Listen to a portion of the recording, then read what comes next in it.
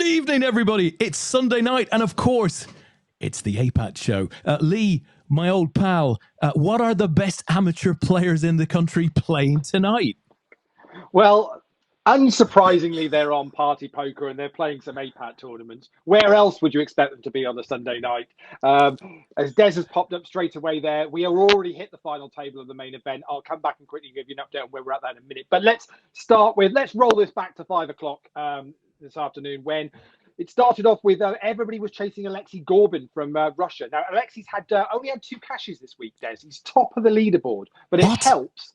It's help if you win the very first tournament on the Monday, which is always gets the most runners, huge number of runners. And then he's done a second place finish as well this week. So he's currently top, but he is being chased by one of 2 birthday boys in APAT today. I don't know whether you know this.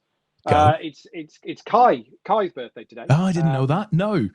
But it is also Tony Ross's birthday.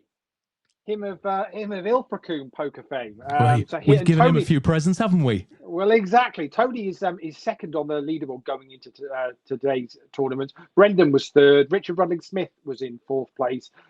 Eddie was also on there. Gary, Billy Johnston, Yanni. So load of them. Peter Monroe as well. So a load of them chasing. But all chasing Alexei Gorbin anyway. So at 5 o'clock, we have the Sunday Deep Stack. That smashed the guarantee of $750. We got 82 runners Fantastic. in that in total. Peter McQuaid from Canada picked up the win there, beating Sven Moog from Germany in second, and Charles Aladri from the UK was in third. So well done to them. As I say, main event is on the final table now, so I will come back to that in a second. PLO. 29 runners tonight, just a couple of runners short of the guarantee. So the $1,000 guarantee will be what they're playing for. There's 8 of them remaining.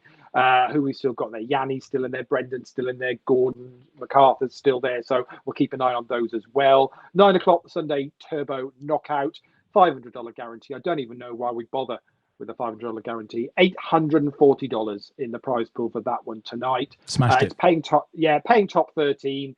So 43 left on that, so we'll keep an eye on those. So the main event started at 7 o'clock. We had 88 runners in that, which means we just got a little bit more than the usual guarantee. So we've got $2,610 in the prize pool, paying top 15.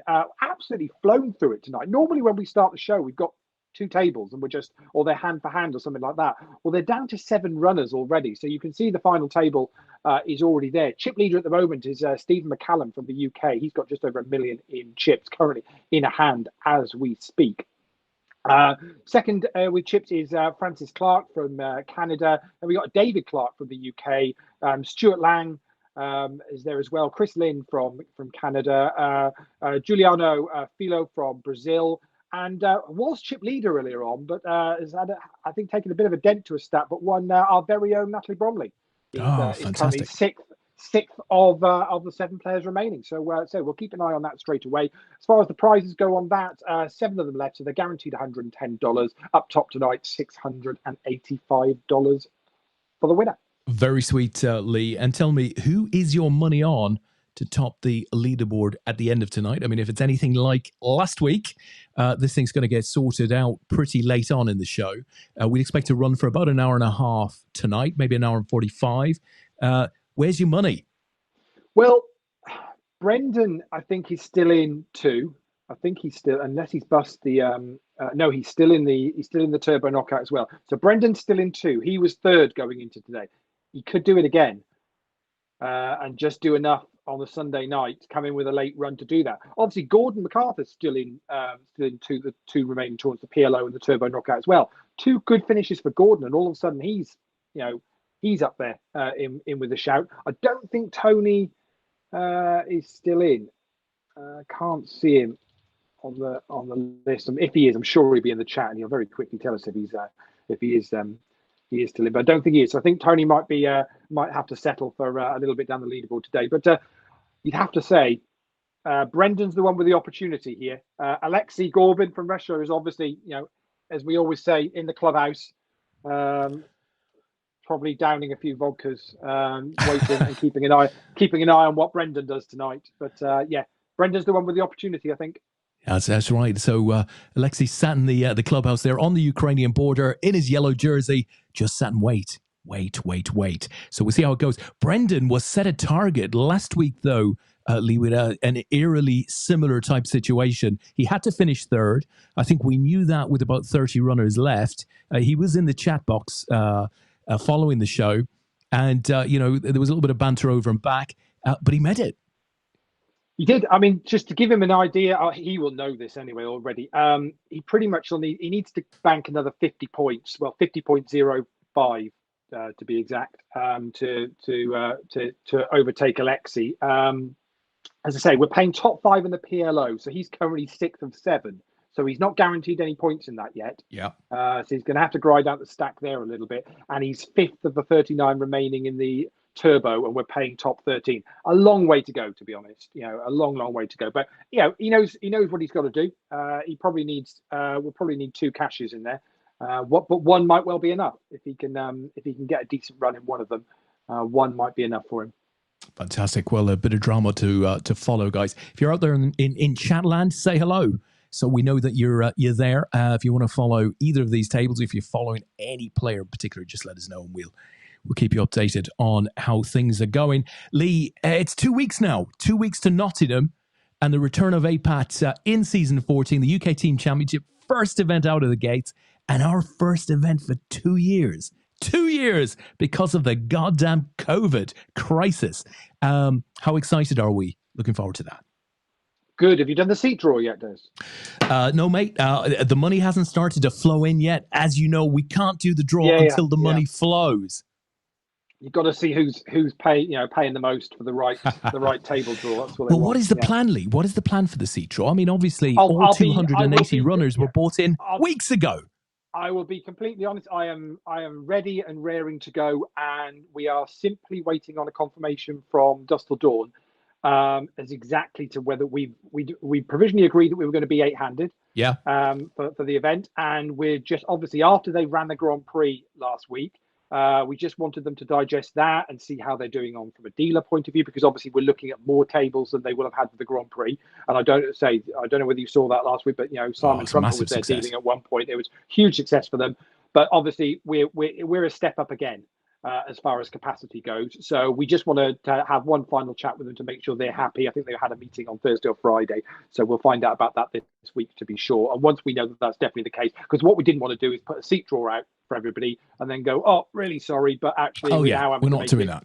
We're now having to make it 9-handed, or there's going to be an issue. And to be honest, my personal view on it is I'd rather play 9-handed and give Dusk Till Dawn a little bit of wiggle room with dealers than it be really tight on the situation. But they'll know exactly where they're at, and to say as soon as we've got that done, I'm ready to press the button on it, and we'll get the seat draw out to people, because they just like to know where they're going to be. Of course they do. Well, maybe a little target is whether it's whether the draw is done or partially done on this show next Sunday night, or whether it's discussed on the show next Sunday night. But I mean, that would be an ideal, opportunity I would be disappointed if we weren't either talking about it or actually putting it out when the show runs next week. Definitely. Fantastic. All right, captains, team members, if you're out there, do tune in next Sunday evening, one way or another. We're going to be talking about the UK Team Championship draw. And it's always part of the fun. It's always part of the fun, Leigh, because this is such a big social event as well. Players want to know who they're sat with, who they're going to be bantering with, who they're going to be, raising or folding to. Well, exactly. So, I mean, for anyone that's could be playing their first ever APAT game, could be playing the first ever team event. Who knows? Because although we've been running this for a long, long time now, for some people it will be their first event or first time back from a while, and they've forgotten exactly. But to be fair, Stu Ward probably won't remember many of these events anyway. I wouldn't have thought so. No, I wouldn't have thought so. But what we do is we always make sure with the seat draw, it's a completely random draw. However, we have one stipulation, is that we don't put teammates on the same table to start with. So they're spread around the room to start with, and then after that, obviously, it is how the tables get broken naturally. But say other than that, it is a completely as random a draw as you will get in any card room anywhere in the world. So. Fantastic, we like that. I'm just checking our channels. Everything seems to be going out nice and smoothly. We're going to 4 channels tonight, Leigh. 4 channels. It's like Super Casino at 2 o'clock in the morning. It's just all over the show. So yeah, depending on where you're where you're actually talking to us, which chat we actually pick you up on. But I'm trying to keep an eye on all of them. One thing I have seen, Brendan Byrne, right? He is in the chat box again this week, and he's just said, "Going to be tough." Right? So of course it's going to be tough. I wouldn't expect it to be any different than tough, but that doesn't mean that Brendan can't get it done. We'll keep an eye on that. Nosy P. Can you remember who Nosy P is? Of course you can. Mr. Wayne Parker. Wayne Parker. He might well have won 1 or 2 of these team events. Yes. Well, yeah, he did in 2010, right? Member of the APAT team, right? 2010. Absolutely, you were El Capitano. Long time ago, yeah. One and only win in this. But that's going to be put right because we have got the APAT show team, whose captain didn't. He just couldn't find a way to select either of us. It's Natalie's all in with jacks against the ace queen, and she's looking good, a jack on the turn, and it's going to be a double up for Natalie through Francis. Timely. Yeah, just what she needed, and we're down to 6, by the way. We did mention that Juliano Filo from Brazil finished in 5th place. So these guys now 6 left, all guaranteed $130. I tell you, that is going fast, my friend. So Wayne says Team Championships, bring it on, and he reminds us that he's actually won 3 of them. Yeah. So he won it for APAT. Yeah. I'm sure he won it the year before, I think 2009, or maybe it was the year after 2011 with the London Poker Meetup. But let us know, Wayne, who did you win it with the 3rd time? That'd be interesting to know. I can't, off the top of my head, remember who that would be. Wayne was like one of these players who, he was like rent a pro. It was like rent a strike. He was like, just bring him in. And you just get the business done, and then he'll move on. He's like a mercenary. It's like Big Sam when you think you're going to get relegated. Big Sam, it's exactly that. Yeah. Exactly that. But Big Sam typically is about staying up. Wayne is very much about hoisting the trophy. Pretty much, that's it, yeah. We don't have a trophy anymore, Leigh, and that's very sad. We've kind of stopped. We did? Stopped trophies. I can't think when was it about season 4 or 5 or something like that? I don't know. I remember. I think we won it in 2010. I think I might have held on to the original trophy for no good reason at all, but I held on to it. It's the first thing we ever won. But you've still got the medal. Medals are still very much sought after. And talking about medals, actually, next weekend is going to be a championship weekend online. Nice. I think what we might well do is we might well keep it at the buy-in levels that we currently have. For the week, so we might just make it normal week, but we will make our two main events next Sunday, just 1 day medal events, and do it that way at the moment. Especially, I think with in the current climate with finances and everything for people, I think the sensible thing is we keep it at sensible buy-in. So I think that's what we'll do. But you can look out for that next weekend. I'll put all the details up on the Facebook, but basically it'll be medal hunting next weekend. Fantastic. Well, it's going to be a busy show next weekend with the UK team piece and championship. Wayne's come back. Punters Lounge he was with back in the day. Right. Yes. That would be right. And Stuart Lang's just picked up another stack of chips and is now vying with Stephen McCallum here for chip lead. Actually, both of them are at the top of the table there. 1.5 million chips each, which is more than the other 3 put together. So it's going to be tough for the other 3, for Chris, David, and Natalie. It is indeed. Listen, Leigh, Wayne has said that he actually has the APAT Team Cup somewhere in the house. Now he's incorrect in that because I have the APAT Team Cup. He has the replacement, and part of that Team Cup is in my bedroom, and the other part might very well be somewhere in this office. So it's only 1 trophy, but I like to keep it close wherever I spend time. Nothing wrong with that at all. I think it didn't get damaged in transit. It did. Yeah. It became a failed Team Cup, and I just had to take responsibility and take that baby over. I dread to think, given that it hasn't seen a bit of polish in 12 years, I dread to think what the 2 pieces look like today. I did see a picture of Stuart Ward's one from 2009, and that didn't look great, but he polished it up and it looked fantastic again. They do need looking after. That's the thing. They're good. They're good quality trophies. That's right. Back in the early seasons of APAT, but they do need a little bit of looking after. That's for sure. I certainly do. Well, Yeah, Brendan was in the chat earlier on going, "Oh, it might be tough." yeah. How's he Yeah, doing he's now chip leader in the PLO. now? And he's still eighth in the eighth of 27 in the turbo knockout. So he's gonna have a good go at this, I think. Boy's got gears. He's got gears. Listen, speaking of Yeah. gears, I had a very unusual visit to Eurosport. I mean, I do occasionally visit Eurosport. In the last, just before this show, we did the orbit like 2 hours ago. We had an hour break, which I had a little look at Eurosport and the men's. I think it was the cycling cross country event. I think from Belgium. Phenomenal stuff. Absolutely phenomenal stuff. Britain, of course, has an Olympic gold medalist. Mark, I think Pidcock, if I'm not mistaken, a young rider. Oh boy, that guy has gears, like Brendan. Great sport. Which talking further about Euro, reminds me. Talking about Eurosport. Yeah. So who's got the rights to the Winter Olympics? Well, this is it. Where are we watching it? This is it. We had that whole thing with the Summer Olympics just gone. You had to go and find them. Yeah.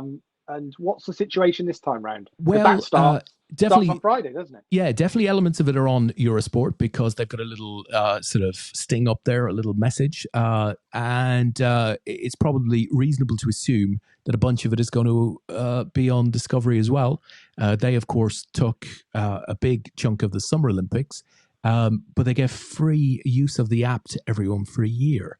So if it's on Discovery, sort of happy days. Excellent. But quite looking forward to that. So next Friday, is it, Lee? Yeah, I think the opening ceremony is next Friday. Obviously, it's your as we've just gotten all in the call here, Ace 5 against Ace 8, and they've ended up chopping that the way it ended up. Yeah, obviously it's your 4-year fix of curling, isn't it? That's the thing. That's what. I mean, I love the hairdressing. But we've got a few interesting options. I saw some. There was. Some interesting interviews with the kind of cross-country skiing team that are apparently being trained by the Norwegians that we've got going, and it was only I think it was only last week we had our first ever win in the downhill series. Really? A Brit won. I can't think where it was, but obviously in the lead up to the Olympics, there's obviously at this time of year there's the downhill, the World Championship. Oh yeah. Watch it. I watched a bit of that. We had a Brit guy that that's incredible. Won it for the first time in goodness knows how long. So as Chris Lynn gets a double up through Stephen there, that's a bit of a dent into Stephen's stack, and Stuart Lang is now comfortably the chip leader with 1.8 million. Yeah, so interesting times. Looking forward to it. Very much so. So Mr. Allen, Simon Allen, is in the chat box, and he he goes on to say how Tom Pidcock did in the cyclocross country championship that I was talking about from Belgium. And I won't spoil it just in case any of you haven't seen it. Go to YouTube. I'm sure it's up there.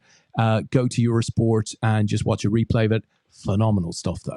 I mean, that guy. So Christ, Simon is Simon is now repping the show in 2 weeks' time in is he? Nottingham. We had to make a change of team selection because Jen Mason was originally going to be in the team, but she's traveling off to the States on the Monday, and so was just a little bit nervous about testing requirements and being for the weekend before, which I fully understand. Last she's off to see family and stuff, so decided that it was probably made more sense to not risk anything silly the weekend before she's due to fly off to the States.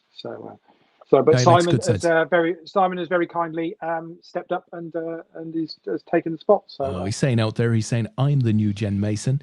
That's good to know. And of course, you're absolutely right, Lee. If you're at that event on a Sunday night, there's absolutely no guarantees whatsoever you'll get home, like for lunchtime Monday. I mean, that could be a late one. That could be a late bar. Never mind the event. It could be a late, but of course, and don't forget, it's Super Bowl weekend. Super Bowl Sunday. So Super Bowl in the bar at Dusk Till Dawn on the Sunday night. I know plenty of our players tend to just stay there for that one. So it'll be interesting. I'm not even sure I was paying attention to the 4 teams remaining, but is it San Francisco against LA? I think it is. I have no tonight. idea. And then, I saw. I mean, I don't follow it. Every year at around this time, I say to myself, "Shit! I wish I knew what the hell was going on here. I wish I knew some of these players." And I watched a Netflix documentary on the Cardinals maybe 2 years ago, and I thought it was brilliant, right? Because you get to know the characters, you get to know the players from watching a doc like that. Looked brilliant. But I just, I don't know it well enough. I'm in this loop of not knowing it well enough to want to watch it religiously, and therefore I don't want to watch it religiously. But I did see that 2-minute clip. Was it from the Buffalo Bills or God knows, last weekend? An incredible last 2 minutes in their final match where the teams both shared the lead numerous times over the last 2 minutes. And I think it was a play with 13 seconds left that eventually led to a team winning. Don't know the characters, didn't fully understand the plays, but the drama was unmistakable. There's a little thing about, and funnily enough, one of the guys on the BBC coverage was having a bit of a rant about this during the week. But the big headline for the week, I got really super excited when I saw the headline that Tom Brady was retiring, and then I realised it wasn't our it's not our Tom. No, it's not our Tom. But yeah, the thing with this overtime. So obviously you can't have a draw. So yeah, that's it. Go that's to it. overtime, and basically it's that the next point scoring wins. Yeah, that's it. Well, and the golden goal. The ridiculous situation is, in American football, possession is so critical. Yeah. Because if you haven't got the ball, you can't score points. Yeah. And to have a situation whereby one team, therefore, going into that, they've been, level all the way through these 4 quarters, and it goes to overtime, and one team to have such a significant advantage, which I believe is by a flip of a coin. Yeah. Feels just nuts. Well, that's how the situation. I don't know. And I don't know how you. I don't know how you do it. Do you? Would you do something involving timing, whereby if you haven't scored after a certain time, you have to give the ball up? You get the field kickers out there, and they get 5. They get 5 field kicks from increasingly longer distances. Yes, maybe that's a better way of doing it. Oh, I think so. And actually treat it as a penalty shootout kind of thing, and it's down to the special team to do it. But it does seem unfair because what you find most teams do is all they do is they drive close enough to be able to kick. Yeah, and they have a go with it. That's exactly how it finished. And I don't think field goal percentages are probably higher than rugby conversions, penalty kicks in football. I don't see them missing that. I mean, somebody will know, because I know we've got plenty of fans that are big American football fans that watch the show. But yeah, to me, it feels like it's kind of nearly nailed on, isn't it? They very rarely miss. You win it with a toss, right? Natalie's all in with ace jack. Oh, here we go. Going to need an ace jack or a king, and gets a king on the river. Oh! And it's a double up for Natalie. Wow. Our chip leader, Girls got skill. And that's the way to do it. You've got to win those flips when it counts. We're down to 5 now. And and that's even the stacks up very much now. David Clark is the short stack at $500,000. But Chris Lynn's, they got 700,000. Natalie's now got 900,000. Stephen has got just over 800, and Stuart's chip leader 1.3, 1.4. But yeah, very much it feels like it's evened the whole thing out. I think Natalie has to win this, Leigh, because she needs first place prize money just to cover, going to see 7 or 8 matches in a week as Burnley attempt to finish the season in May. It's going to be that sort of finish. Natalie, of course, a huge Burnley fan. Burnley have about 8 matches in hand over everybody else. It's about like 6 or 7. It's crazy what's going on there. It is a ridiculous situation. But I see they've already... they're already starting to build them in, aren't they? So normally you wouldn't have any Premier League games in the 4th round weekend of the FA Cup, but Burnley are catching up a game. I tell you, Leigh, though, seriously, this week coming. So, but they're going to find it hard to catch up 6 games, though. They'll do it. But it'll weigh on them. And I know that Premier League have come out with new rules now for how they're going to address this moving forward, but it should never have got to this situation in the first place.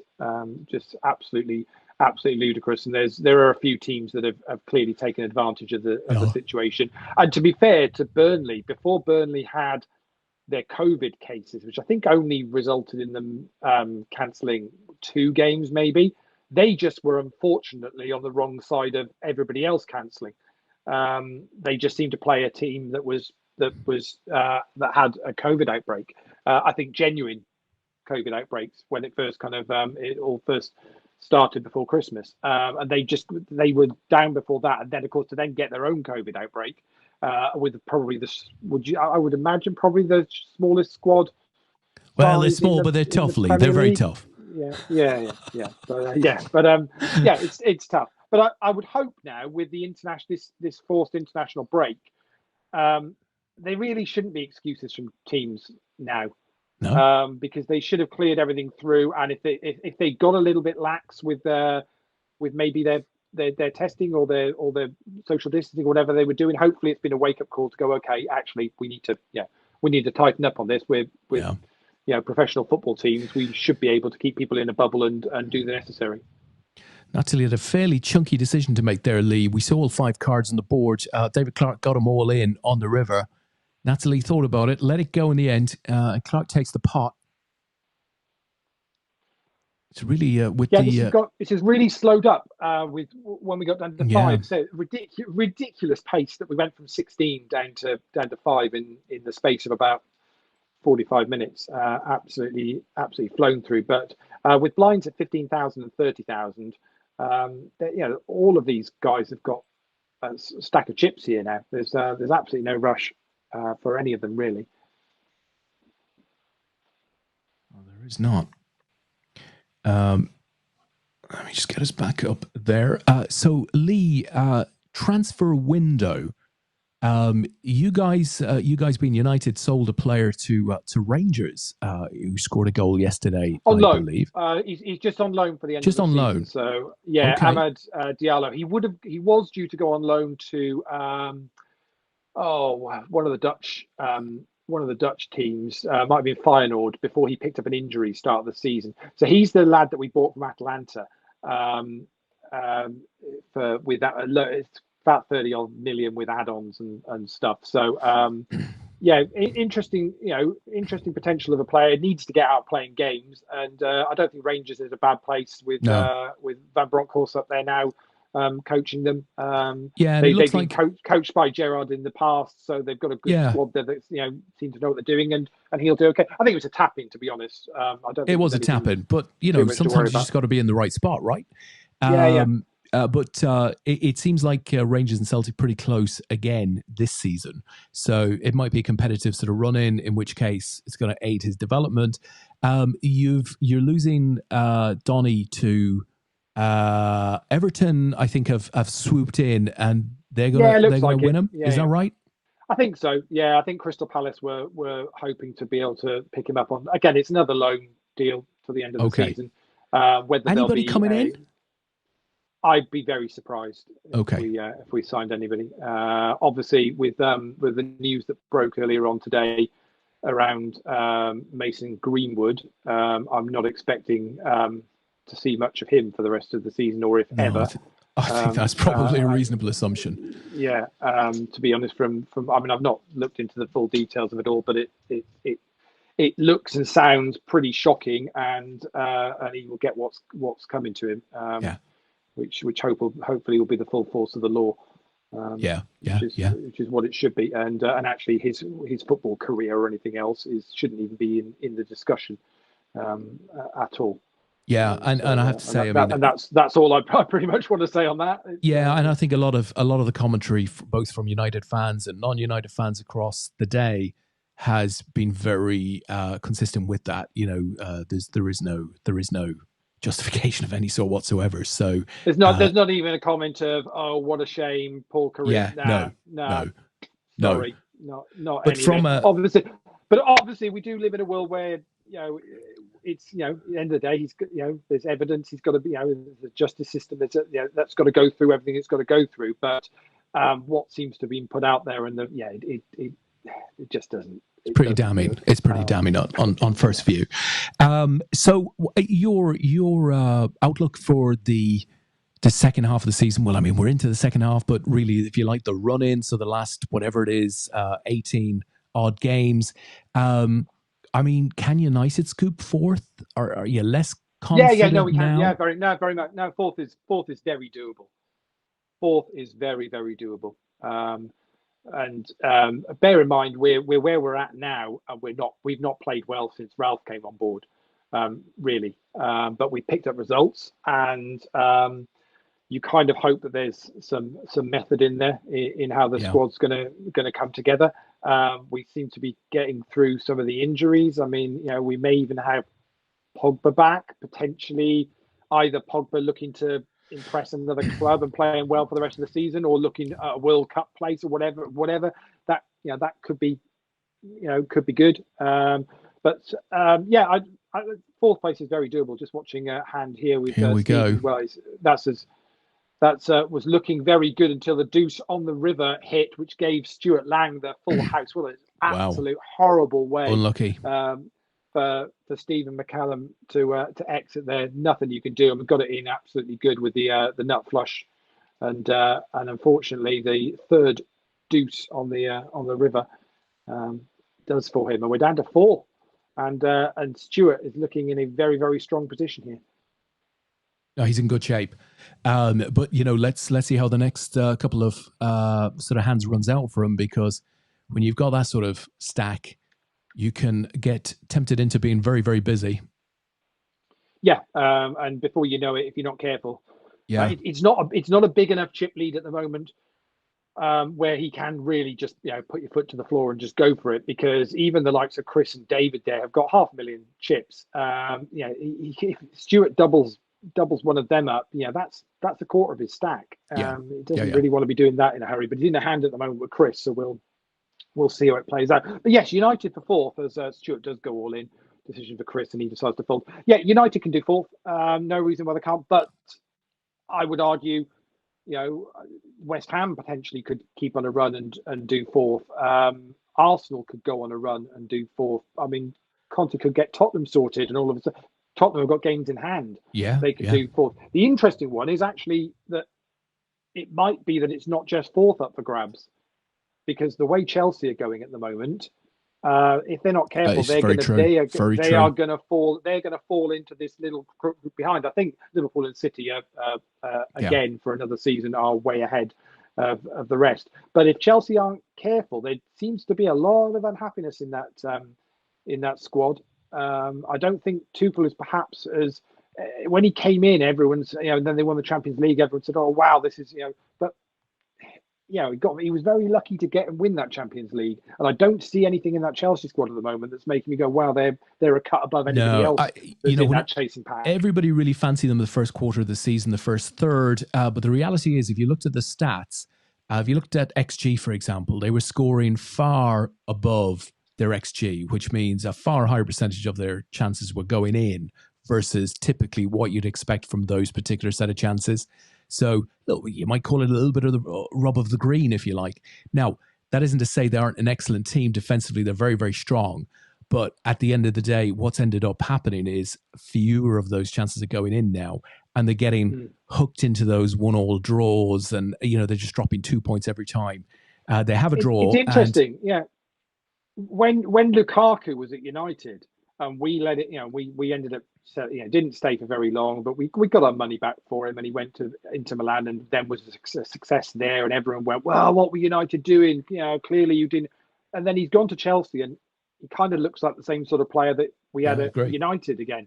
And you think, well, that's weird, isn't it? How does that happen? Yeah, it's madness. I didn't massively fancy him going to Chelsea, I have to say, because who are you comparing him to at Chelsea? You're comparing him to Drogba. And Drogba knew how to play as a big physical centre forward. I don't think Lukaku's the same sort of player. He looks like he should be the same sort of player, but he isn't the same sort of player. It's Drogba or Acosta, isn't it? But absolutely. They were genius players at holding the ball up and stuff like that. So yeah, Chelsea in a bit of a sticky spot. That's not to say they can't bounce back, but the fans have started to get impatient down there pretty quickly. Frank Lampard, talking of Chelsea, seems to be he's going back to Everton. I think that's all done bar the signature on the contract, as I understand it. I mean, you get the impression that there wasn't really anybody else. It's interesting. When I'd love to talk to some Everton fans and say, well, look, who would you wanted really? Because anyone that's gone in that they thought was going to be the solution, they turned on fairly quickly in recent times. They really have. Pereira, who they interviewed and was talking up quite positively that he thought he was in with it. The fans very clearly said no to, and it sounds like they're kind of going, well, okay, we'll take Lampard. It does. It does feel like that. Pereira, I think, did his second interview on Sky Sports News Live. That didn't work out so well for anyone. Like yeah. It did feel like that. But it'd be interesting because, again, Lampard didn't really do anything at Derby, was very fortunate to get the Chelsea job, didn't really do anything there. So you're kind of going, well, how has he been given a third chance here? When there's other quality managers out there that have actually kind of served their time and have kind of are working their way through the ranks. Sam Allardyce, for example. I mean, give Sam a shot. Queen Seven's at risk. Oh, but Natalie's hit the other heart, and he's going to get a double up through Chris Lynn. These turn cards for Mrs. Bromley tonight. They've worked out. They've worked out just fine.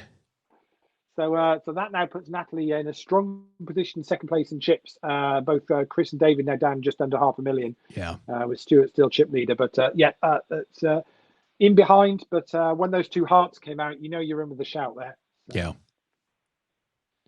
Yeah. No, bring Sam Allardyce back to Everton. I think that's what we need. We need to get Big Sam back and Little Sam. There was a guy on Talk Sport. He was ranting on about exactly that, because he was fearing that they were in a relegation, and we need Big Sam in, sort it out, and then we'll go from there. That was his plan. Very passionate, passionate guy. The reality is they're not that far out of a relegation battle, and you've got to strengthen Newcastle now. Don't know quite what's going to happen to Watford. That announcement of Roy Hodgson just astonished me. Don't know what's going to happen there, but if they do kick on, I mean, Everton could quite quickly find themselves in a battle, and I'm not sure how much guile Frank Lampard's got for that type of battle. He's never had it, has he? So what odds would you give me on Newcastle get to 40 points this season? Well, I don't know that they need to get to 40, but I'd give you, I don't think Newcastle will go down. So, whether that's 37 or 40 is a TBC, but I don't think Newcastle will be one of the three. Yeah, okay. Because Sky were doing a price booster, I think still available until tomorrow. Yeah. And they're giving you 9-2 on Newcastle getting to 40 points. You see, you don't need to get to 40. It's quite a hidden little bet, that, isn't it? You sort of look at that and you think, well, that's safety. Yes, I think Newcastle will be safe, but I think Newcastle could be safe on 36 points. Quite possibly, but it's whether they get a bit of momentum with a few signings that they've made, and whether that just is enough to just then push them comfortably clear, which they've got the capability of doing with that squad. Yeah, that's for sure. It's how quickly the manager can get the coaching right with them and signing the players they're signing, and they've not gone out and done a Robinho like City did when their money came in. It doesn't look like they're going to do anything like that. They seem to be quite steady. Trippier coming in is a solid signing for them. I think Chris Wood up front gives them a good alternative up front, who's a Premier League experience. They've signed a Brazilian midfielder who's an international, so he was on the bench, I think, for the game during midweek. So I think it's interesting. They've obviously brought some players in, Lee. I think they found it tough, as I understand it, but they've spent 92 million, which is the same amount that they've spent in the entire sort of Sports Direct ownership, which ran for about 7 or 8 years. So the new owners have, in fairness, backed them with cash, as we expected they would. I think they found it a bit more difficult to get in the exact bunch of players that they wanted. Chris Wood seems to have been a good strategic buy. Kieran Trippier is a very solid buy there. The others, there might have been a couple of concessions in there, but they've had to strengthen in any event. But I still think they should be good enough to climb out that bottom three. I mean, I don't fancy Watford. Natalie's made the call there. Oh, here and we it's hit go. a jack. David Clark's going to need a king or a 10 and doesn't get it. And we're going to lose David Clark in 4th place. And Natalie is going to add to her stack with the Jack Deuce suited call there. I probably price-wise, I think it was a case of once she'd made the raise originally, I think committed to it was kind of committed to it for the shorter stack. Once you knew it was just going to be up against David and his stack, then I think it made sense. So we've got a final 3. These guys are all guaranteed now $300. It's $440 for second and $685 up top. Fantastic, thank you, Leigh. I mean, be interesting for Newcastle if they were after Lingard. And I think the situation was a case that Lingard didn't want to sign. United wanted some money for him permanently or a loan fee. Newcastle didn't want to pay the loan fee. Lingard only wanted a loan if it was Newcastle because he didn't really want to be stuck being at Newcastle at the end of the season just in case they went down. So it all got a bit messy. And to be honest, I wish they could have just done a deal for Lingard's sake. Go and play some football for the second half of this year. Don't just be sat on United's bench doing nothing, because with a possible chance of a World Cup in the autumn. I wish, you just wish somebody, they just kind of could find it. Maybe they will tomorrow. I mean, I just don't understand. Night, so I just don't understand why he hasn't been given a proper run out within the United team, because he was so good for West Ham last year, and I understand why United didn't want to or wouldn't want to sell him to West Ham, given that they're directly competing for an important spot. But Newcastle, it's I mean, Newcastle are not in that particular competition.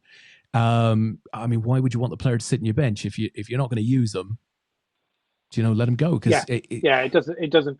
I look at that with quite a number of players on United's bench. I think Phil Jones was having a conversation with one of the French sides, Wycombe Wanderers, Bordeaux, I think.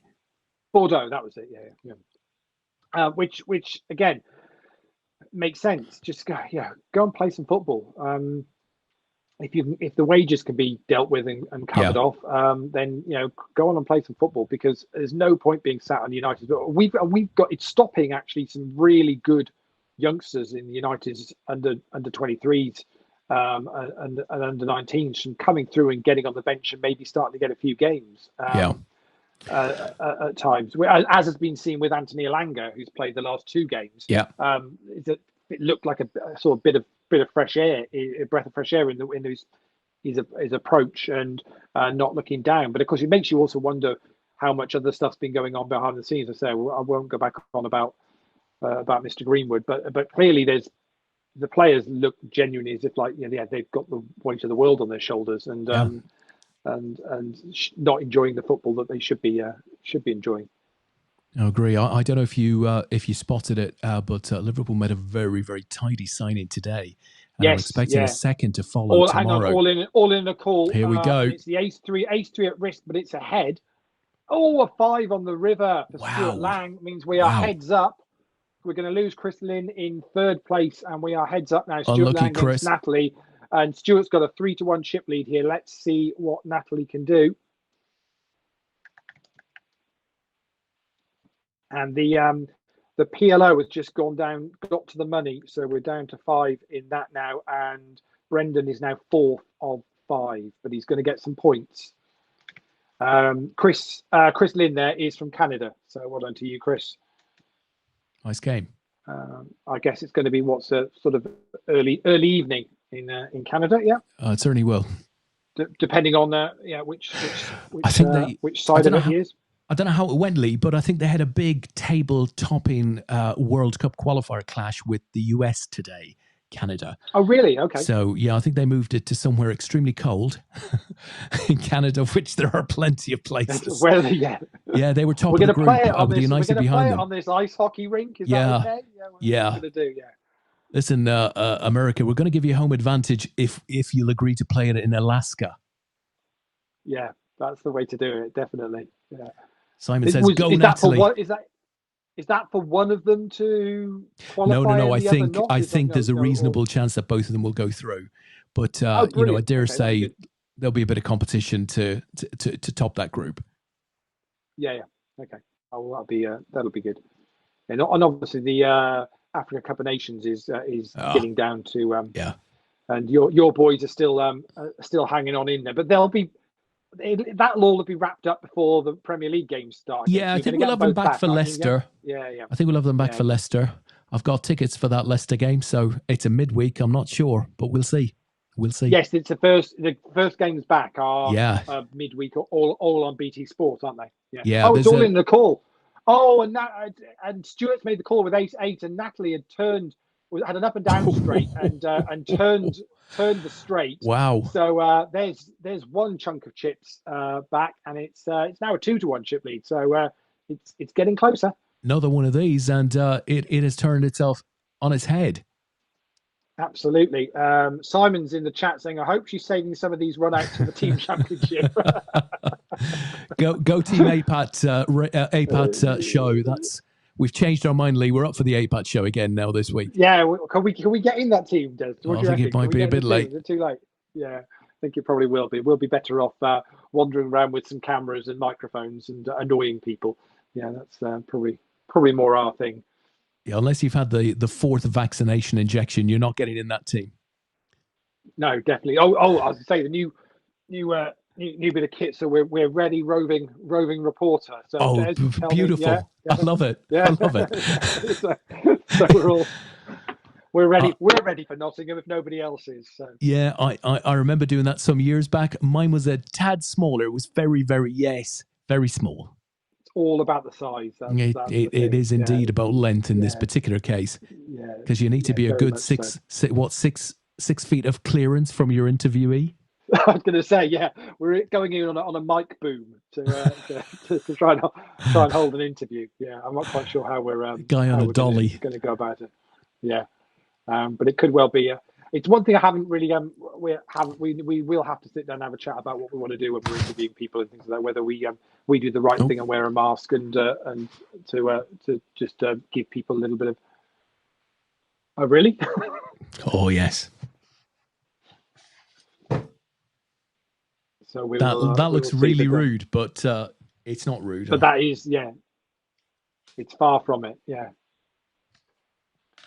So they're both both going at it here. We're seeing some community cards. So this isn't just a case of a shove fest. It shouldn't be really, because blinds are 25,000, 50,000, and they're both sat on on a pretty decent stack here. Natalie's got about 25 to 30 bigs. So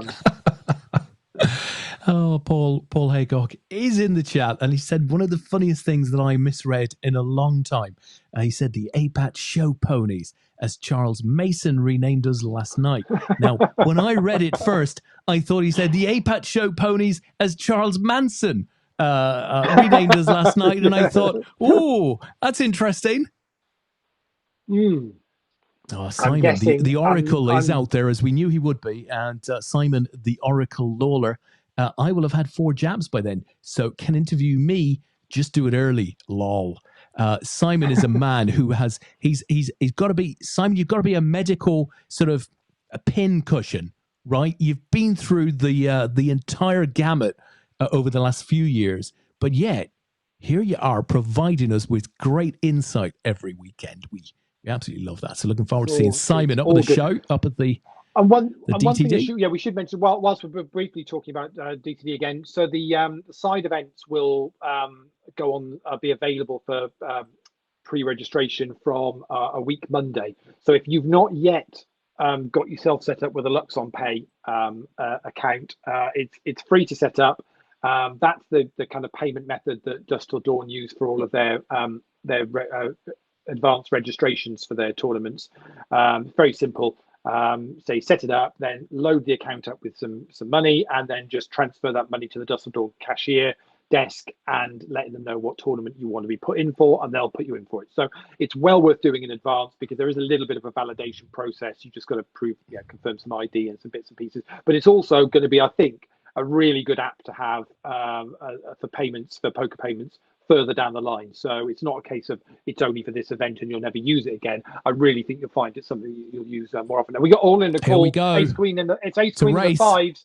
Oh, the fives are going to get counterfeited with the eights and the sixes. Ooh. What a board run out for Natalie. Unfortunately, Stuart Lang is going to be our winner. Wow.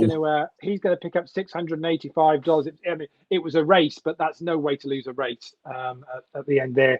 Unfortunately, nothing you can do. Wow. Nothing you can do about that, really. But so Stuart Lang is our winner. Picks up $685, and Natalie Bromley, the APAT show's very own, picks up $441 for a second place finish, and Chris Lynn, as I mentioned earlier on, from Canada, picks up $303 for a third place finish. It's a horrible way to lose a race. Say there's not a huge amount you can do about it, but it's just very, very frustrating when it does happen like that. But yeah, it ain't great, Lee. It ain't great, but Natalie was on the the beneficiary side of a couple of those types of races a little earlier in the tournament, so she will take it with a lot of grace. That we know for sure. But in good form ahead of the big game in 2 weeks' time, DTD. Right, so Absolutely. We have another table up. So this is your PLO, Lee? Yeah, so PLO is down to 5, and they're all in the money. So it's $410 up top. These guys are guaranteed $80. Names to look out for here. Brendan Byrne has added some more points to his leaderboard. Will it be enough to overtake and sneak the top spot again? And Gordon MacArthur is on there as well. Mike Ryan and Kevin Dunn, both from Ireland. And chip leader at the moment is Mikhaili, let me get this right, Azarilev, who's from Ukraine. So good luck to all 5 of you. I'll tell you, Natalie is in the chat box and she's just put a vomiting emoji. So, she's struggling with that one for just a couple of minutes. She'll be fine. Yeah. But to be fair, as we did point out and Simon did point out, Natalie was probably the wrong side of a few hands earlier on that she ended up the right side of by the end of it. But that's a horrible way to say. If you're in, you don't mind racing 5s against Ace Queen there, but to say for the 5s to get counterfeited with two over pairs on the board is just a sick way for it to run out. Really, it's not nice. Heads up, Lee. Am I right in saying there are 3 Irish flags on this table? 3 out of 5. Yes. Blimey, 3 of the 5. So my boys have a Kevin, chance here then. Yeah, Mike, Kevin, and Brendan. So we may well be getting the old Irish anthem out, dusting it down at the end of this one. Oh, I'll sing it myself. I do miss those from the WCOAP. They were good, weren't they? They were great. Good. It was really it added a little bit to the whole experience of that week of tournaments with the anthems and doing the live streams with them. Very nice indeed, to say the least. Well, I guess the question will have to be, Lee, do we retain the anthems when we go back live? Well, yes, that's we just have the Union Jack running on loop, I think. Yeah, could well be. Just a quick update on the Turbo Knockout. They was paying top 13, and we're down to 12 now, so they are in the money. Let's see. Brendan is currently 4th of the 12 remaining players. So as I mentioned, Brendan needs, I said it's about 50 points, I think it was. So Alexei Gorbin from Russia is still leading the way on this leaderboard for the week. Brendan is still 50.05 points behind Alexei. Let's see whether he could do it. So a win in the PLO would give him 53.85 points. So a win in the PLO would be enough. Okay. If he could find that, he's guaranteed 24 points in the PLO for a 5th place finish, which means he then would need to. But he is in the points in the in the turbo now as well, because obviously they're now in the money there as well. So he's not going to be a million miles away from being guaranteed this now, because he's got the 2 cashes that he's going to need. He's not quite there yet, but he's but a couple more exits and it might actually be in the bag for him. And Brendan could have snuck it again for another week. Well, listen, we'll see how that plays out over the next half an hour or so. Leigh, we ran the Orbit episode 15 while the players are on break here. We ran it a couple of hours ago in the APAT Facebook group.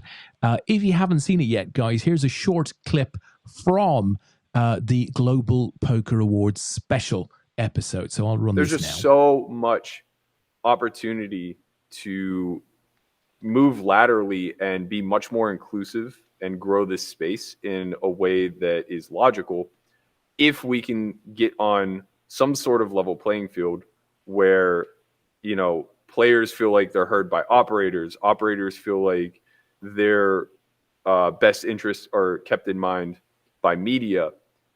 Media is now coordinating with influencers. All of these things need to be a free-flowing part of the community, and right now they're completely disjointed. Everybody is their own unique startup. Educators are on their own island and they're just competing against one another until somebody wins. Influencers are doing the exact same, with the exception of exactly the vloggers. And look at what they've managed to accomplish. Nimi and Owen have bought a card house. You know what I mean? And there are 20 following in their footsteps who all have immediate access to them if necessary.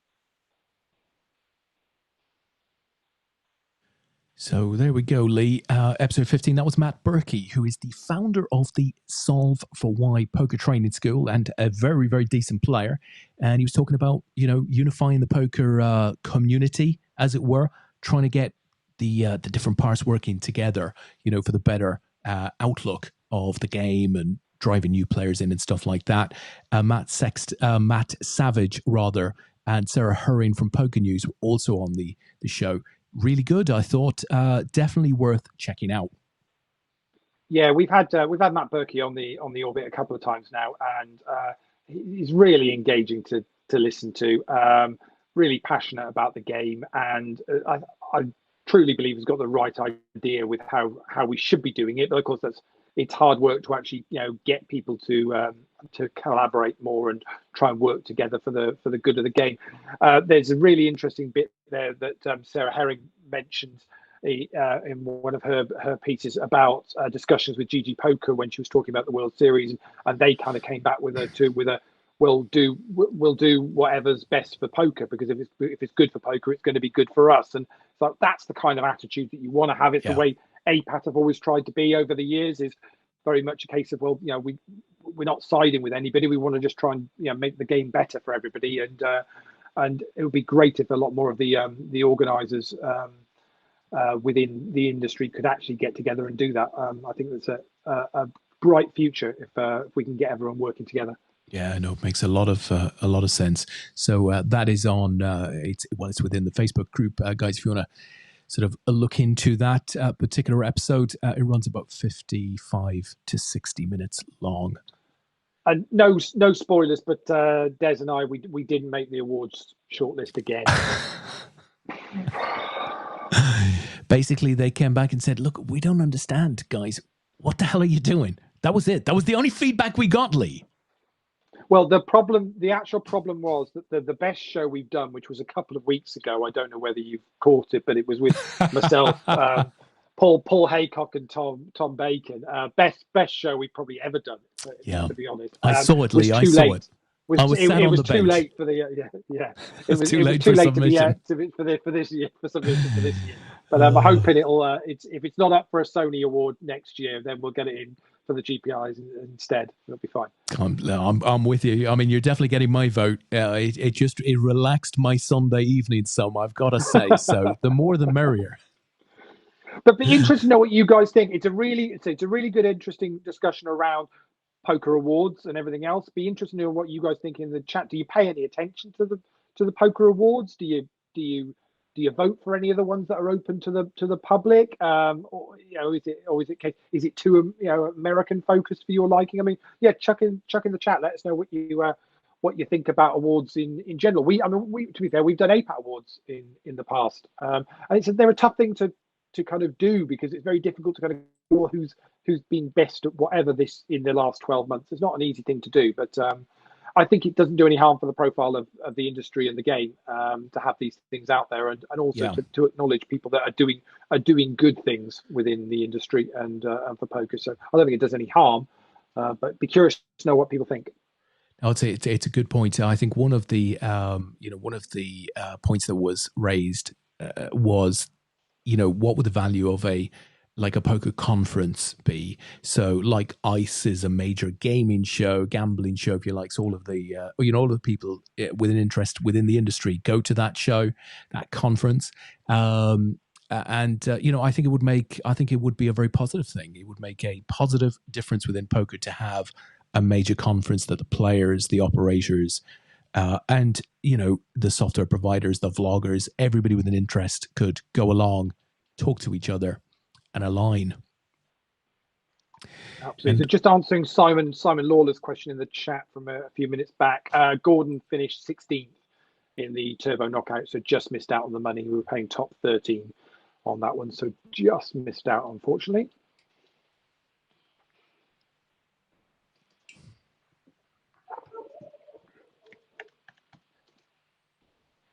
Leigh, did you see Nadal? I only watched I saw the first set, and but obviously saw the result in the end, so which is incredible. It's really. An incredible achievement. Yeah, absolutely. I know some people are kind of lowering it down on the fact that, well, who wasn't there and whatnot, and the reasons why people weren't there. But yeah, you can't take away what extraordinary extraordinary performance. And actually, I thought both the winners with the story for both the Australian Open winners, men's and women's, with Barty winning the first Australian homegrown for, is it 40 or 50 years or something like that. I say, yeah, incredible. I thought it was a really good tournament, actually. Thoroughly enjoyed watching a number of the matches. It was very good. Unfortunately, we have to wait, I think, till May for the next one. Which is rather a shame, but of course there's a lot of tennis between now and then. But for a big one, it'll be interesting to see what sort of season Djokovic can deliver. Given the increasingly hard stance that the ATP are taking on vaccinations. Did you see the story that came out this week? And I think it had been reported by maybe a German news outlet, then picked up by the BBC, who'd investigated it further, and they started looking at the sequential numbering of the test, going, none of this stacks up. Are you surprised? None of it stacks up. Well, no, but if that is the case, how people could have been there, with placards and whatever, the guy clearly lied, and to try and get into the country and to play a tennis tournament. And I mean, it's not doing it. I mean, by now he surely should have realised I just need to. I'm not necessarily come clean, but just let it drop. To have carried it on, knowing very well that he's lied about it. It's obvious. Yeah. Well, according to his dad, shocking. He's Jesus. So he clearly believes he can walk on water. Yeah, it's absolutely shocking that he feels that he can get away with that, but. Hey, we will see. Other interesting bit of news this week. I don't know whether you picked up on this. That so obviously the World Series of Poker this summer is going to be moving from the Rio, and it's going to be excited about this. Bally's and Paris, but they've also announced that they are rebranding Bally's, and it is going to be called Horseshoe. Oh, fantastic! So absolutely love this. Coming back, I think they're going to have the naming and some branding back in the spring, but the main renovation work that they're going to do, or what they're planning on doing, is going to be done later on in the year. But I think for the World Series of Poker, the naming and everything will be in there and in play. It's a lovely big space, and obviously they're both right next to each other on the strip. I'm pretty much bang slap in the centre of the strip, so really it's going to be exciting, isn't it? Well, of course, the World Series of Poker, it was almost founded at the Binion's Horseshoe downtown in Las Vegas through the early 70s, with I think the last three tables played off at the Horseshoe in Binion's in 2005. So it's been on the strip ever since at the Rio. So I think just to bring that Horseshoe brand back into poker, I think that just feels like a big old thing. And I wrote somewhere that I really do hope they start thinking about a Hall of Fame, having a permanent Hall of Fame within that property, because I think that just sounds like the perfect place to have it on the strip. No, it makes a lot of sense. I think it would be a good way of doing it. We've had a couple of exits in the turbo. Okay. And it means that Brendan is now guaranteed 29 points from the turbo and 24 points from the PLO. So that's 53. So he's got enough to overtake Alexei Gorbin from Russia at the top of the leaderboard. Now that's not to say that somebody else might not re-overtake him again. I'm trying to see who might still be in with a shout possibly. But at the moment he's certainly bagged enough points to, looks like he may well take down the leaderboard again, which will be back to back. It's incredible. We were having this conversation only this time last week with Brendan just needing to do the necessary in the last two tournaments, and he did, and it looks like he's done exactly the same again. Wow. I mean, it just can't be coincidence that players like Tony Ross and Brendan and, one or two others are continually in and around the top of this leaderboard with hundreds of players playing every single week. I mean, it can't be coincidence. I keep coming back to the same thing. If anybody thinks, oh well, they're playing all of them and nobody else bothers to play them all and blah blah blah. We've got again this week before tonight's tournament 131 different players have cashed so far this week. So that's cash. That's at the business end of the tournament. Again, that's the business end of it. 131 different players have earned points this week. So to think that yes, some of these guys might be playing more of the tournaments in the week, but they're not doing anything which couldn't be done by anybody else if they wanted to, and they're not hitting huge numbers of in the monies. I mean, Brendan's going to end up with probably 4 cashes this week. Tony Ross is going to end up with 4 cashes this week.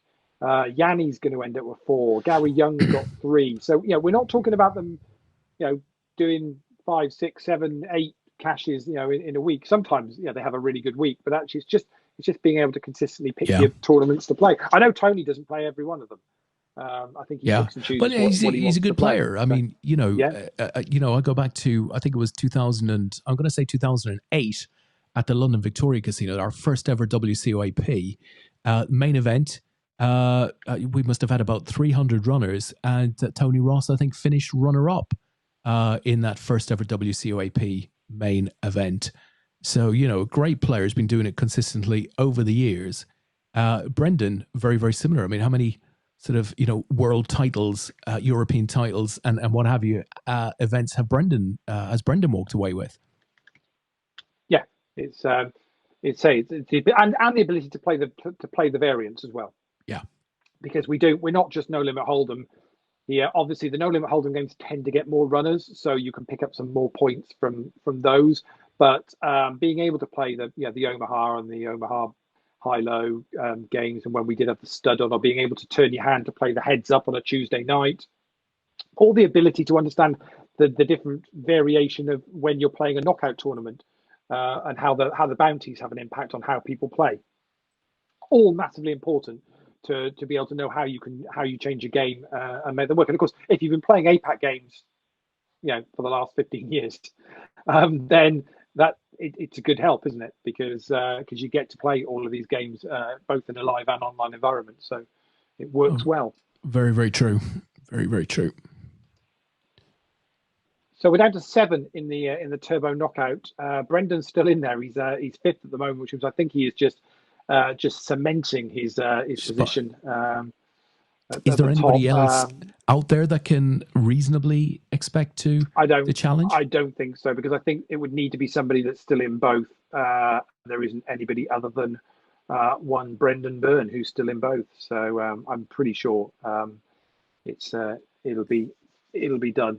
Be done and dusted.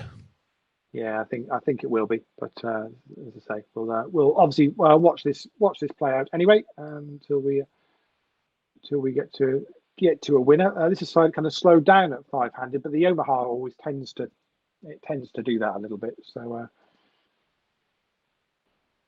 we just finished watching The Tourist. Dave. Yeah, it started on New Year's Day, and the last episode was actually tonight. But we'd we did kind of over the last couple of days had done a catch up for the first 5, and then we watched the final one on iPlayer before this afternoon, just so we were done. No spoilers now. I think I'm about 2 or 3 in. It's good, yeah. I'm thoroughly enjoyable watch. Yeah, very, very good indeed. So yeah, a little bit. You have to kind of keep focus on it. It's kind of what's going on. But yeah, very enjoyable. So good. And of course there's lots of good stuff that's just kind of started at the moment. Is it last week? What have you got? Ozark is back. Ozark. Yeah. Have you seen any of it yet? Yeah. Oh, superb. Yeah, I've watched about 4 of them. It's the first half of season 4, isn't it? So they've split it into 2. I think 2 have releases. They? Okay. Yeah. So I think it's into 2 releases. So not it just doesn't disappoint. It's found its way back. Oh hello, Gordon's all in here against Brendan, and Brendan's going to take that with a straight. He's got the queen and the 10 in his hand. Although Gordon had a queen as well, it's unfortunately you need to play 2 cards with Overheart. So that means Gordon departs in 5th place, picking up $80 for his trouble this season. As another player who's had strong results for a lot of weeks, Lee, Gordon MacArthur. Yes. Yeah. So we did used to back in the day joke about him being a cheap date, but he certainly is a cheap date. It cost us dearly, that joke, and didn't he remind us? Yeah, but nothing wrong with that. I'm always happy sending tickets to Gordon if that's where they go. Again, another long standing. No, quite right. Listen, Triplin is out there, Lee. He said, have done some work on mixed games recently. I've had cashes in the WCIP and W Coop online, thanks to playing the APAT games. So thanks to all. Well done, Tristan. No surprise to us that you cash in some of those bigger events. Andrew Watts is there as well. Nice mention of the Ilfracombe boys. Tony and Yanni flying the flag. To be honest, Ilfracombe is it's almost like from home for us, Lee. We talk about it that much. It's the hotbed of poker. It is. I love Ilfracombe so much. I even went for a visit last year. And you didn't visit too many places last year. No. The world's longest serving English captain, Mr. Haycock, is in the chat as well. He says +1 for Ozark. Finished season 4 part 1 just now. Just keeps getting better. It is ratcheting up nicely. Lee, the APAT show. The APAT show shirts arrived this week, Des. Did they? I don't know whether you're not in a group, so you don't see the picture. Oh, didn't see any of that. Stunning. No, send me a picture. I'd love to see. Stunning. They've got they've got day 1 and day 2 shirts. These guys mean have business. They? Yeah. Have they? Yeah. Jesus. So yeah. That's a first. Maybe the show pony comment is actually quite appropriate. I don't know, but. Oh, fantastic! But we will have a couple of spare ones. So if you want to be like the mascot. Oh, I'm happy to be the mascot for an APAT show. You and I can probably. Let's do it. We'll do the full John Terry. Let's do it. We'll don the kit for the photo. Can you send me the generous one, please?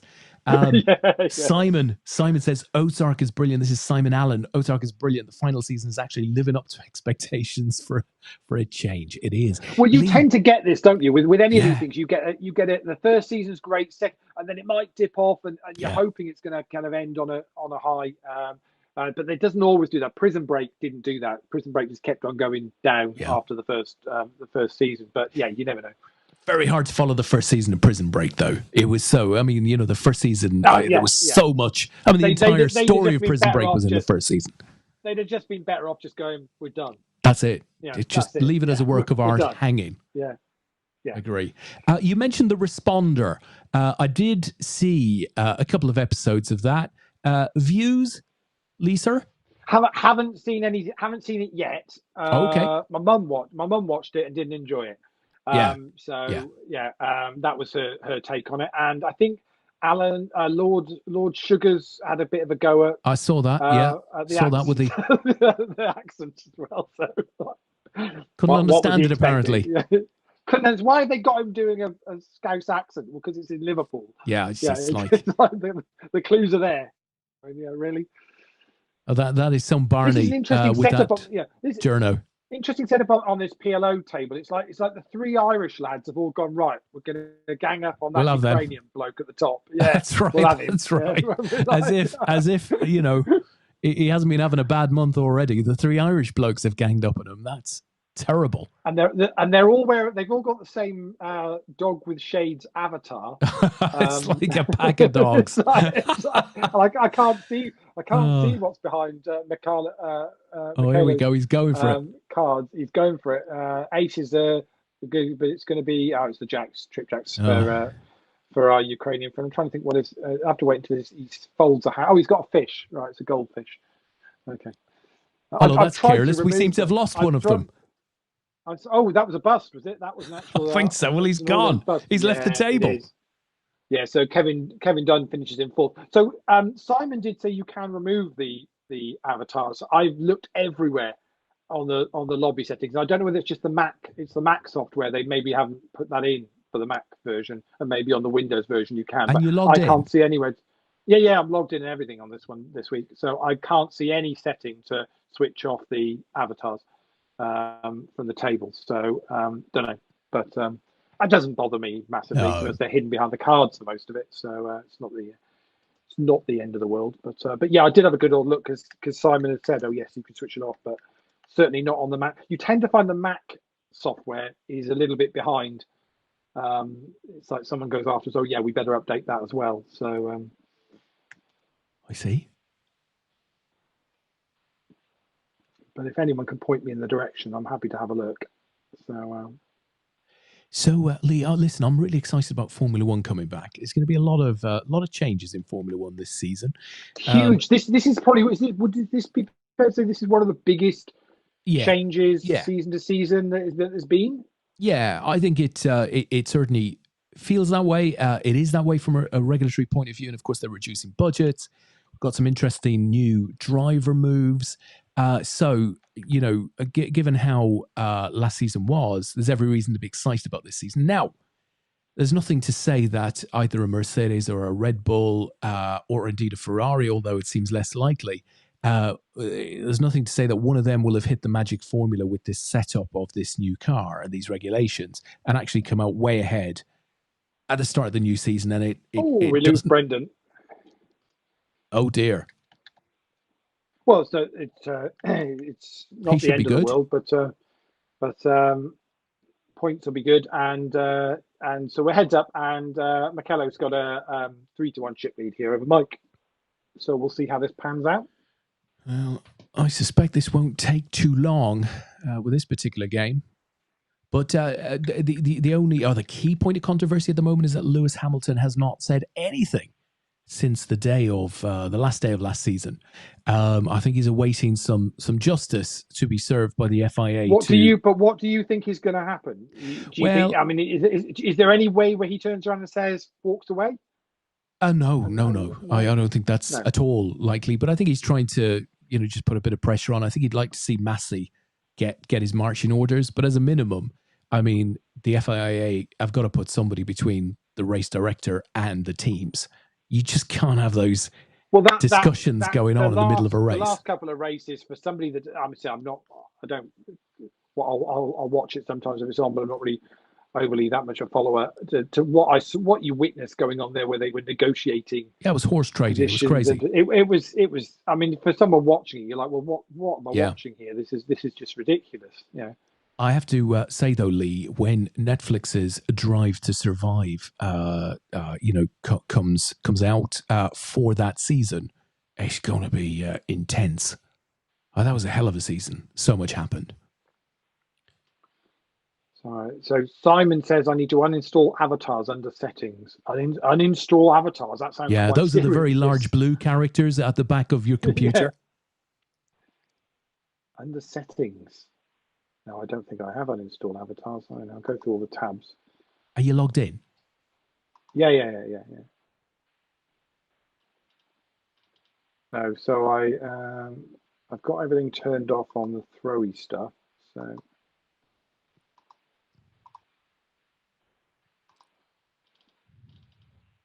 I wouldn't mind, Leigh, but all of these bloody avatars, they just look angry. Why would you? Yeah, you don't on the Mac version. You don't have uninstall avatars. You can choose your own, or select your, or use the image from their library, but you don't have uninstall. Is not an option that I can see. No, it's not there. It is not there. Not to worry. So Tris is saying, I'm sure the day 2 shirts won't get a mention on the Sunday. It's outrageous. That's a distinct lack of confidence there. Shocking, honestly. So he said, in settings, do you have an avatar? Yes. He does, Simon. Come on, the Oracle will talk you through this. So is it just to switch your own? If you switch your own avatar off, does that switch everybody's off? Perhaps it does. I mean, yeah, that would make sense. Well, I can't switch mine off. I have to select one. Oh, Is there a tick box? I can have the blank. Should be a tick box next to it, he says. No, there isn't. Not on the Mac version. We've missed the finish of the tournament. Well, as expected, Michello got the win there, as was kind of we thought would be the case. Very much, I think, against Mike. So Michello picks up $410 for his win. Mike Ryan great win. 245, and Brendan finished in third, as we saw earlier on. I'm just going to bring up the Turbo Knockout. As they're on their final table now as well. So hopefully we've got that on screen. And you're seeing that now. There we go. Let's get that up. Okay. And there's Brendan. Got some chips again. He's 5th of 6. So Dylan Ellis from Canada. He's the short stack here. Dylan's a regular player, APAT games. I don't recognise any of the names. James Evans is the chip leader from the UK. But I don't know James, so we'll see whether James can turn the chip lead into a win.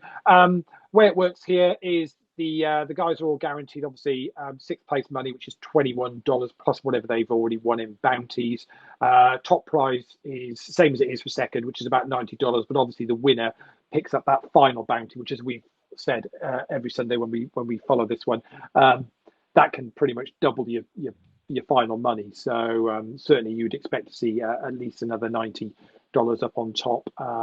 It's quite even on actually the bounties that they've collected so far, apart from Brendan. Brendan's only picked up $5 worth of bounties. All the other guys have got between $17 and $23. So they've all already pocketed double the buying in bounties alone before they've got the cash. Yeah, suggests to me there Brendan was playing this one pretty cautiously, just yeah, I think so. Getting to the points. Yeah, get the points. Which obviously we now know is going to see him good at the top of the leaderboard for the week, 2 weeks running, which would be pretty impressive.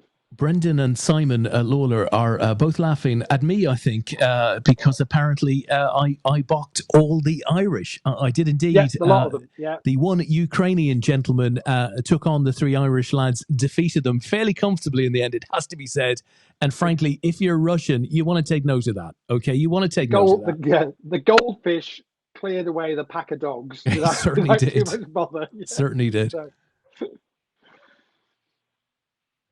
yeah, absolutely. So where do you think the Formula One is going to go? This, I mean, who would you be your money on now to win the title? Don't know. I mean, you'd have to. Is it really that open? Well, I don't think it's absolutely guaranteed that Hamilton will beat George Russell, for example. Oh, hello. And Dylan's going to get. Dylan's going to get the main pot, but Fernando's going to pick up the side pot there, and we lose Sona Verbova from Slovenia in 6th place. So only lost one in the end there, but all in called straight away. Brendan's got ace-4. Fernando's got the queen 10. It's the ace-4 at risk, and what a flop for Fernando.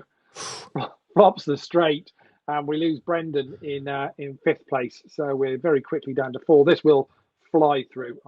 Can tell you that now. So all of the Irish, we've lost 4 Irish in a row. That's effectively, I mean, we might have lost one player in between, but Yeah, I destroyed the entire Irish contingent. I've been doing that for So years now. yeah. So with the Formula One, are we looking at anybody outside the big two teams? You can't Potentially, tell. You can't tell for sure. really I think it's can't know, highly yeah. unlikely. Ferrari presumably have spent a chunk of change developing their car. McLaren have been developing at a rate of knots. But the thing here is, Leigh, these most recent cars, these cars we're about to see, they're based on drawing boards. You know, it's like we're starting from scratch here. So, you know, who started their development earliest, who's got the biggest team, who had the most money to spend on it, who's found a little sort of, you know, a little ploy or a little function that nobody else has thought of. Those are the things that we're going to be looking out for. And I think Fernando's bust another one. So obviously with the Formula One, there gets a point in a season, or this is my understanding of it, because I went to the McLaren Technology Centre once, and I had an interesting evening and chat there. And one of the things they said, there gets to a point in the season where they stop putting any resource into the current season's car and start looking at the next season's car. Yeah. And obviously different teams will do that at different points in the season, which potentially means they are further ahead in their research and development of the following year's car. So that must make a massive difference. It does, and that can often come down to resources, right? Because the more people you have back at the factory and the greater expertise you have and all of that stuff helps. But, you know, ultimately, as we've seen to the cost of many a team over the years, until you get the car out and track for the first of the warm-up days, and I think about 2.5 weeks away from the first one, generally it's in Barcelona, that's when we'll get a sense of who's where. Yeah, it's going to be really interesting. It's difficult to know, but you don't really see any way Hamilton won't be getting in the car and driving. Personally, I don't know. I think, you know, he's got history to make, so he's going to be massively frustrated he didn't do it last time out. But I don't think he can just walk away from the chance to do it. Yeah. Oh, so well, fingers crossed. Because one thing I would say, as farcical as it was highly watchable. Those last few races of the season.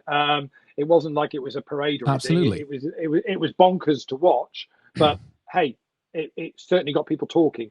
Look, for what it's worth, I thought the best driver of the season won the championship. You know, he maybe didn't deserve it the way it finished, but I thought he fought with absolutely everything that he had across the season. I think he's deserving. And it's interesting, he's grabbed the number one for his car next season. The first time since, I think, 2014 that the champion has decided to claim the number one for his car. So it clearly means a huge amount to him. Oh, right. So is that a thing where you have the number that where you finished the season before if you want it? Yeah. If you're the world champion, you can run with the number one. Lewis Hamilton has never decided, you know, I think Hamilton is 44 from memory. So he's happy to stick with 44. But Verstappen, and this is, there might be a little bit of gamesmanship in this. He's come out with a gold helmet with a gold star on the back of it and the number one on his car. It's like he's done everything that he possibly can to rub it in Hamilton's face that he is now the world champion. Fair enough. Well, when you are a world champion, you can choose to do that if you see fit. Yeah. Absolutely. Nothing wrong with that. Nothing wrong with that at all. So don't forget, guys, this is week 45 of Leaderboard Ladders, and it looks like Brendan's going to end up top of the leaderboard as we see these final three play out the last one of the week. This is tournament number 16 of the week, the 9 o'clock on a Sunday night, but we do it all again from tomorrow evening. The 7 o'clocker on a Monday night is a six max. It always gets a stack of runners, absolute huge number of runners on the Monday night. So it's well worth giving that one a go at 7 o'clock if you can get in and play it. Had 142 runners last Monday. Yeah, that's incredible. Which is it's phenomenal. If you want to try and get some points on the board, that's a good one to do. But basically, play whichever ones you can play whenever you can during the week. All the APAT games count, as we just lose Roland there in third place. And don't forget, next weekend, the main events will be medal events. It will be championship weekend. I'll pop the details up so you know what's going on. And those main events, or the No Limit Hold'em one, you can phase in for that from $3.30. So it's well worth. It's fantastic. Well worth getting involved.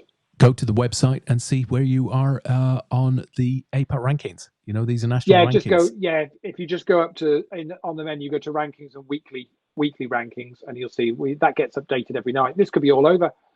I think it's going to be, because Fernando has picked up the win there, and James Evans is going to finish in second place, and he does, and that's going to be that. So said to you that Turbo doesn't take any prisoners. Doesn't take long, Lee. Doesn't take long to get that one done. I'm telling you. So I will quickly update the leaderboard just so I can confirm exactly what we believe is the case. So if you bear with me for 30 seconds or so whilst I do that. Wow, that happened quickly in the end there.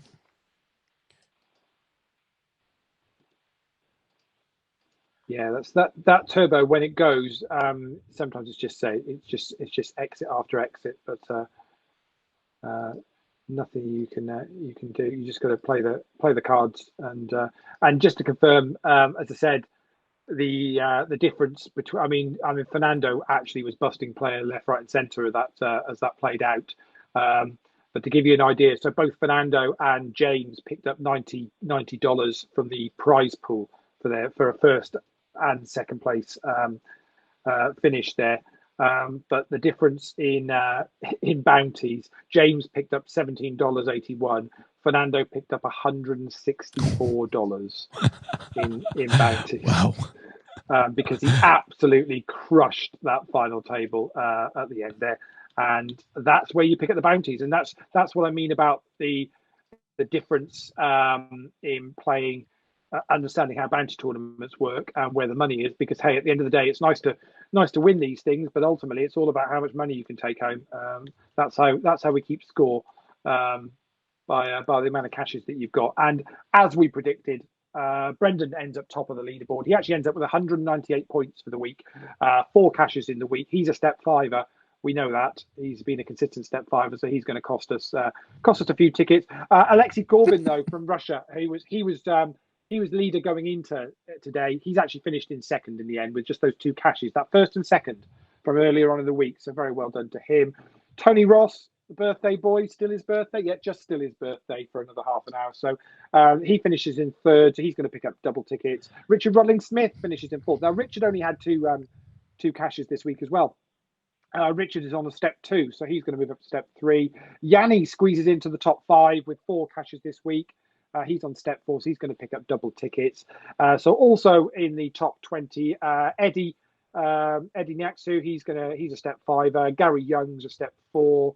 Gordon MacArthur sneaks in 16th place. He's just consistently there. He picks up. Everybody else in the top 20 is a step 1, Des. It's not a bad result, Lee. We can eat next week. We'll take that. There's food on the table. We're quite happy with that. That's not a problem. But we do it all again from tomorrow. Fantastic. So if you fancy giving it a go, you don't need to do anything as long as you register with APAT to get added value. You need to be registered at apat.com with your details just so we've got you logged on our system. But then we basically do all the admin behind the scenes. If you cash, you'll pick up points, get yourself on the leaderboard, and if at the end of the week you're in the top 20, you'll pick up some added value tickets. Super. Thank you very much, Lee, for that. Thanks, everyone, for playing with us this week, of course, and good luck through the next 7 days. Lee and I are back on Sunday night. It sounds like we've got a big one planned, Lee, with an update in the team championship, maybe the seat draw, and, of course, a championship weekend. So there'll be medals up for grabs there. So a lot to look forward to. We will see you next Sunday, but have a great weekend between now and then.